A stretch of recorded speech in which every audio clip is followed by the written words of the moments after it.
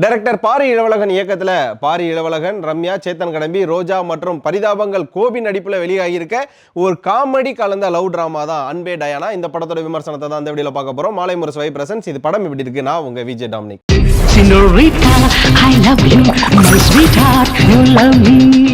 அன்பே டயானா இந்த படத்தோட ஒன்லைன் என்ன அப்படின்னு பார்த்தீங்கன்னா, ரொம்ப ஆர்த்தடாக்ஸ் அண்ட் கன்சர்வேட்டிவாக இருக்கக்கூடிய ஹீரோ ஃபேமிலி, அதாவது பாரி இளவழகனோட ஃபேமிலி பார்த்தீங்க அப்படின்னா ரொம்ப பழமைவாதம் பேசக்கூடிய, ஜாதி மற்றும் மதம் அதிகமாக பார்க்கக்கூடிய ஒரு குடும்பமாக இருக்காங்க. அந்த குடும்பத்தில் கிருஷ்ணா அப்படிங்கிற கேரக்டரில் ப்ளே பண்ணுறாரு நம்ம பாரி. அப்படியா இருக்கக்கூடிய கிருஷ்ணாவுக்கும் அதே நேரம் ஆப்போசிட்டில் ஒரு ஆங்கிலோ இந்தியன் ஃபேமிலியில் பிறந்து ரொம்ப ஃப்ரீ லைஃப் ஸ்டைலாக வாழக்கூடிய மேஜிக் அப்படிங்கிற பேரில் இருக்கக்கூடிய ரம்யாவுக்கும் காதல் ஆகுது. இந்த காதல் திருமணத்தில் முடியுதா இல்லையா? இதுக்கு நடுவில் என்னென்ன மாதிரியான எமோஷனல் மற்றும் காமெடி ட்ராமாஸ் நடக்குது? இதுக்கு நடுவில் இருக்கக்கூடிய அந்த அண்டர்ஸ்டாண்டிங்ஸ், அதாவது எல்டர் ஸ்கூலில் இருக்கக்கூடிய அண்டர்ஸ்டாண்டிங், வீட்டில் இருக்கக்கூடிய அக்கா மாமாவுக்கும் இருக்கக்கூடிய அந்த அண்டர்ஸ்டாண்டிங்ஸ் அப்படிங்கிற பல விஷயங்களை எமோஷனல், லவ் ப்ளஸ் காமெடின்னு பேசக்கூடிய ஒரு ஃபுல் ஃப்ளெஜ்டான ட்ராவல் தான் அன்பே டயானா. இதுதான் அந்த படத்தோட ஒன்லைன் அப்படின்னு கூட சொல்லலாம்.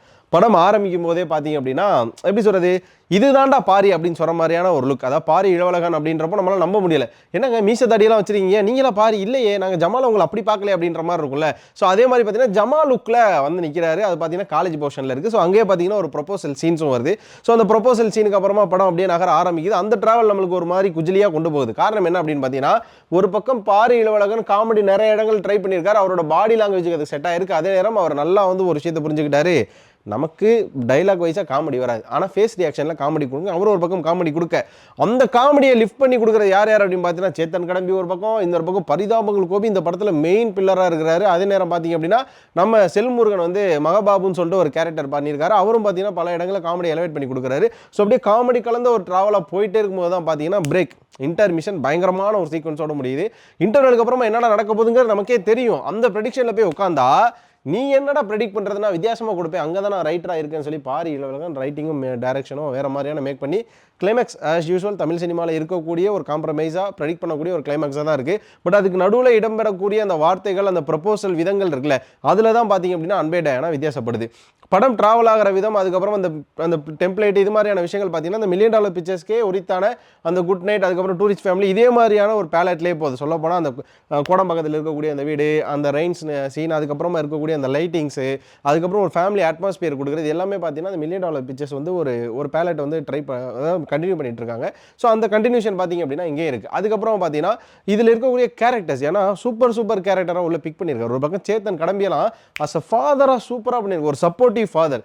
சின்ன பையன் அம்மா செல்லம் அப்படின்னா மூத்த பையன் எப்படி அப்பா செல்லமா இருப்பார் அப்படிங்கிற ஒரு விஷயம் இருக்குல்ல, அஸ் அ ஃப்ரெண்ட்லியா, அதுக்கப்புறம் பார்த்தீங்கன்னா ட்ரங்கரா, அதுக்கப்புறம் பார்த்தீங்கன்னா ஒரு இடத்துல கோவப்படுறப்ப அம்மா ஹேண்டில் பண்ணுறதா, அம்மா உடஞ்ச இடத்துல இருந்தாங்கன்னா அந்த உடஞ்ச அம்மா ஒட்டி கையில் அள்ளிக்கிறதான்னு சொல்லி சேத்தன் கடம்பி ஒரு அப்பாவும் சூப்பராக இருக்கார், ஒரு ஹஸ்பண்டாகவும் சூப்பராக இருக்கார். அதே நேரம் அவர் ஃப்ளாஷ்பேக் போர்ஷன்லேயும் சூப்பராக இருக்கார்.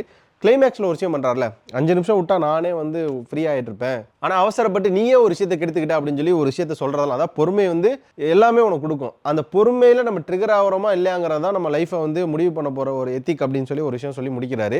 ஸோ அது சேத்தன் கடம்பி ரோலில் ரொம்ப ஸ்ட்ராங். அதுக்கப்புறமா ரோஜா இந்த படத்தோட மெயின் ஸ்ட்ரீம் அப்படின்னு சொல்லலாம். ஏன்னா அந்த ஒட்டுமொத்த படமே யார் மேலே லோட் ஆகுது அப்படின்னு பார்த்தீங்கன்னா ரோஜா மேலே தான். ஏன்னா அவங்க தான் ரொம்ப ஜாதி மதம் இதெல்லாம் பார்க்கக்கூடிய ஒரு கன்சர்வேட்டிவ் பழமைவாதமான ஆளாக இருக்காங்க. ஒன்று நம்ம கேஸ்ட் இல்லையா? பாரி யாருக்கு பயப்படுவார்னா ரோஜாவுக்கு பயப்படுவார். சேத்தன் யாருக்கு பயப்படுவார்? ரோஜாவுக்கு பயப்படுவார். பாரியோட தம்பியாக இருக்கக்கூடிய சுதர்சன் யாருக்கு பயப்படுவார்? அவங்க அம்மா ரோஜாவுக்கு பயப்படுவாங்க. அவங்க ரோஜாவோட தம்பி யாருக்கு பயப்படுவாங்க? அவங்களும் ரோஜாவுக்கு தான் பயப்படுவாங்க. இந்த பக்கம் இருக்கக்கூடிய ஹீரோயினும் அவ்வளோ போல்டாக பேசினாலும் ஒரு கட்டத்தில் ரோஜாவுக்கு பயப்பட தான் செய்கிறாங்க. அப்போ ரோஜா மேலே இங்கே ஒரு லோடு பெருசாகுது. அந்த லோடு அவங்க சூப்பராக எடுத்துகிட்டு போகிறாங்க. ஏன் ரோஜா இவ்வளோ ஸ்ட்ரிக்டாக இவ்வளோ ஹைப்டாக இருக்காங்கன்றதுக்கான ஒரு சிங்கிள் எலவேட் சீன் ஒன்று வச்சுருக்காங்க, ஒரு ஃப்ளாஷ்பேக் வச்சுருக்காங்க. அதுக்கப்புறம் படத்தோட விதமும் கலரும் மாறுது. அது இன்னும் சூப்பராக இருக்குது. ஆக மொத்தம் கிளைமேக்ஸ் என்ன அப்படின்னு பார்த்தீங்கன்னா ஒன்று சேர்கிற மாதிரியான ஒரு கிளைமேக்ஸ் ஒன்று வச்சுங்களேன்.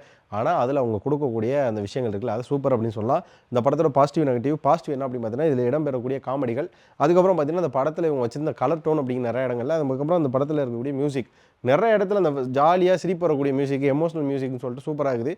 எந்த இடத்துலையுமே எந்த பாடல் நம்ம காதை குத்துற மாதிரி, எதுக்குடா அன்வான்டாக ஒரு பாட்டுங்கிற மாதிரி எந்த ஒரு ஃபீலுமே வராமல் நல்ல ஒரு இசையை கொடுத்துருக்காரு. டிஓபி பயங்கரமாக ஒர்க் பண்ணியிருக்காரு. இது மட்டும் இல்லாமல் படம் சுற்றி பார்த்தீங்கன்னா பெரம்பூர், ஐசிஎஃப், லோக்கோலே எடுத்திருக்காங்க. ஸோ அந்த ஒரு நேட்டிவிட்டி காட்டுறதுனால இன்னும் கொஞ்சம் மனசுக்கு அட்டாச் ஆகுது. அந்த ஃப்ரேம்ஸும் சூப்பராக இருக்குது. எந்த இடங்கள்லாம் காதில் ஒன்று சேருதோ, 2 பட்டர்ஃப்ளை சேர்ந்து ஹார்ட் மாதிரியான போர்ஷன்ஸு, பட்டர்ஃப்ளை பறக்கிற மாதிரியான சீன்ஸஸ்லாம் காட்டுறது இன்னும் சூப்பராக இருக்குது. இந்த படத்துக்கு நெகட்டிவ் அப்படின்னு பார்த்தீங்கன்னா ஒரு சில இடங்களில் கதை எங்கேயும் தாண்டி போகுதோ, சீக்கிரமாக முடிச்சிருக்கலாமோ, இதை எதுக்கு ரொம்ப நேரம் காட்டுறீங்க அப்படிங்கிற மாதிரியான ஒரு விஷயங்கள். அது மட்டும் இல்லாமல் ஒருவேளை $1 மில்லியன் பிக்சர்ஸ்க்கே இது மாதிரியான கதைகள் அமைதா இல்லை எப்படின்னு தெரியல. அவங்க பார்க்கக்கூடிய மனிதர்கள் எல்லாமே நல்லவங்க ஈஸியாக மாறுற மாதிரியான ஒரு விஷயம் இருக்குல்ல, அது ரியாலிட்டியில் கொஞ்சம் கட் ஆகுது அப்படிங்கிற மாதிரியான ஒரு விஷயங்கள் இருக்குது. இது மாதிரியான விஷயங்களை கொஞ்சம் தள்ளி வச்சுட்டு பார்த்தோம் அப்படின்னா அன்பே டயானா நம்மளுக்கு உண்மையாகவே அன்பே டயானா மாதிரி தான் இருக்கும். உங்களோட பார்வையில் உங்களோட எக்ஸ்பீரியன்ஸில் அன்பே டயானா எப்படி இருந்தது அப்படின்றத கண்டிப்பாக கமெண்ட்டில் சொல்லுங்கள். ஆங்கிலோ இந்தியன் லவ்ஸ் நம்ம ஆர்த்தடாக்ஸ் ஃபேமிலியில் இருக்கக்கூடிய ஒரு பையன் அப்படிங்கிறது நீங்கள் எப்படி பார்க்குறீங்க அப்படின்றத கண்டிப்பாக கமெண்ட்டில் சொல்லுங்கள். இந்த வீடியோ பார்க்குற யாரெல்லாம் வந்து குறுக்கா மறுக்க வந்து காதலிக்கிறீங்க அப்படின்றதே கண்டிப்பாக கமெண்ட்டில் சொல்லுங்கள். இந்த வீடியோ பிடிச்சிருந்தா லைக் பண்ணுங்கள், ஷேர் பண்ணுங்கள். மறக்காம மாலை முரசு வைபை சப்ஸ்கிரைப் பண்ணிட்டு பக்கத்தில் இருக்க பெல் ஐகானை கிளிக் பண்ணிக்கோங்க.